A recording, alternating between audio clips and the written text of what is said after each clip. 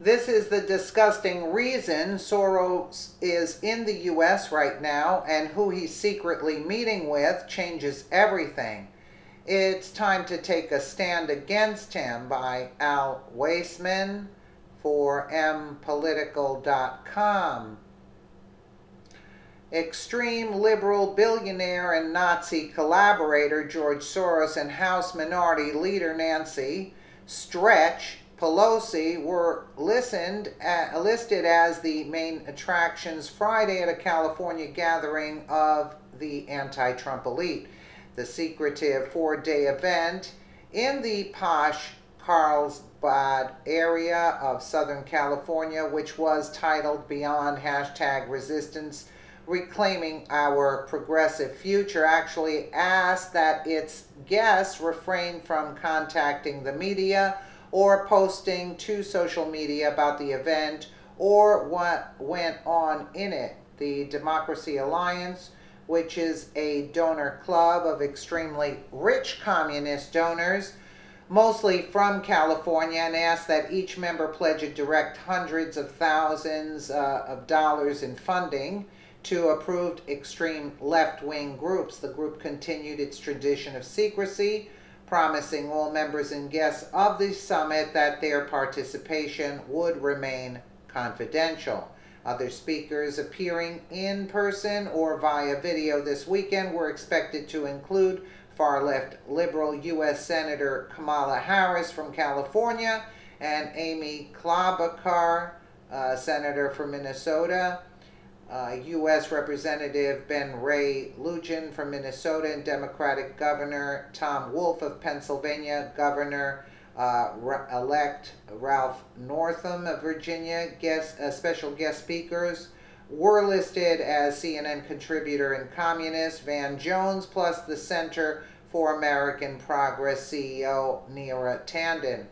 Canada Free Press reports the Jewish People versus Soros. I spent yesterday evening in the company of a man whose grandfather spent much of the Holocaust dressed in a Nazi uniform. The difference between him and George Soros is that he used that uniform as a disguise in order to find Jewish refugees and lead them to shelter. And that difference is a profound one. It is the difference between a perpetrator and a rescuer, between a collaborator and a hero. Soros did not wear a Nazi uniform, but he might as well have, because he aided in the persecution of Jews of Europe, without compassion, without guilt, and without regret. Various excuses have been made for his actions, and none of them hold the least bit of water. Yes, Soros was only a teenager at the time, so was my father, who nevertheless escaped to join the partisans rather than accompanying a Nazi officer in his search for Jewish property he could loot. He had no choice. He certainly had a choice. Even in the worst of times, people still can do and make moral choices, and the choice for everyone, for Jews, Germans, Ukrainians, Poles, Frenchmen, and so on down the line, was to collaborate with evil or to do the right thing. George Soros made the wrong choice then, as he has made the wrong choice over and over again, and he has never regretted any of them. And the one thing that clearly emerges from that is that he has no understanding that evil is wrong, that participating in the persecution and murder of Jews is wrong. He didn't know it back then while the Holocaust was going on. He doesn't know it today when he helped set up and fund organizations like J Street, whose sole purpose is to help the Muslim terrorists who are murdering Jews today. That's so to call Soros a Holocaust survivor is an obscenity, which I agree. The liberal media, which is busy defending Soros as a victim of the Holocaust and a survivor, should find the bare decency to remain silent for once. To call Soros a Holocaust survivor is an obscenity. Soros was not victimized by the Holocaust. He was never targeted by it. He was on the other side of the line, the side that was pulling the trigger, running the gas chambers, and sorting the gold teeth. Soros was not a victim. He was a perpetrator. Yes, he was only a teenager, but we do jail teenagers as accomplices two crimes much milder than that of collaborating in genocide. Okay. Liberal using charges of anti-Semitism to silence critics of Soros is one of the most profoundly cynical exercises imaginable by people who routinely mock the idea that their bias against Israel is in any way motivated by anti-Semitism.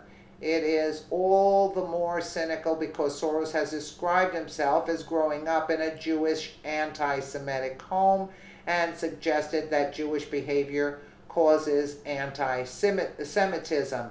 Defending criticism of a billionaire anti-Semite as anti-Semite is thoroughly surreal. It's an inversion of the meaning of the word that punches a hole through reason and all the way over into the other side. Soros has funded organizations that actively promote anti-Semitic smears against Jews. MoveOn's bulletins have linked to sites like Counterpunch, a site which actually published an article in defense of blood libels.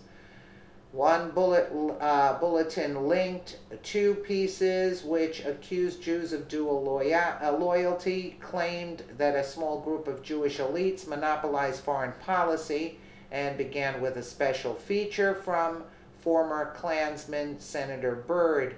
All this is from an organization funded by George Soros, a man so rivaled within the Jewish community that his funding for J Street had to be kept secret for fear of backlash against the entire group. The media's implication that criticism of Soros is an attack on Jews as a whole is mind-bogglingly false. The media's implication that criticism of Soros is an attack on Jews as a whole is mind-bogglingly false. Exactly. And it goes on about Soros, which we basically know, which is very disturbing to say the least. But Soros has made it very clear that he doesn't like Jews and doesn't want to be associated with them. He excluded himself from the Jewish community, having waged war against the places and countries where Jews are secure, having even funded anti-Semitic organizations, which we know about. So, see the Democracy Alliance Fall Investment Conference agenda here. This is terrifying. We need to end secret societies in America. This meeting should have, in fact, been stormed by Trump supporters and American patriots of every kind, asking for an explanation as to why they are meeting in secret. We can't let the left and their deep-pocketed goons continue to buy themselves into power, and George Soros should be rotting behind bars for collaborating with the Nazis. Instead, he is lauded as a hero by the left, which loves to brand people as Nazis, but only if they aren't giving huge amounts of money to liberal causes. It's time to take our country back and send their left-wing radicals, these left-wing radicals, back to their caves where they belong. Okay, but they're calling the right Nazis, but actually Soros was helping the Nazis and going against the Jews, which he does. And again, here, I don't agree that every Trump supporter should have stormed in the secret meeting. No, I think that the law should actually have stormed in, because this is a form of treason here against the country, and he is treasonous. So he should be behind bars, but it's not the people to do it. Who's in charge to do this? I mean, if we were holding some kind of secret meeting against something that's against what the government wants, you can be sure it would be stormed by authorities. So why wasn't this taken over by authorities? I have no idea. He has too many people in high places. That's why he's still around, this guy. I mean, he should have been dead a long time ago. Forget about behind bars. But yet he still is living on. I have no idea. And all these people that were there are all criminals, like Pelosi and Kamala Harris, another witch who thinks she's going to win. She's going to go up for the presidency. Give me a break. Let me know what you guys think in the comments below. And again, thank you so much for watching.